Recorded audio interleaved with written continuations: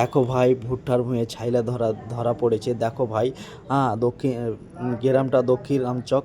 তো ভিডিওটা বেশি বেশি করে একটু শেয়ার করে দাও। দেখো দেখো ধরা পড়ে গেছে, ধরা পড়ে গেছে। দেখো দেখো দেখো ধরা পড়ে গেছে ভুট্টার মেয়ে।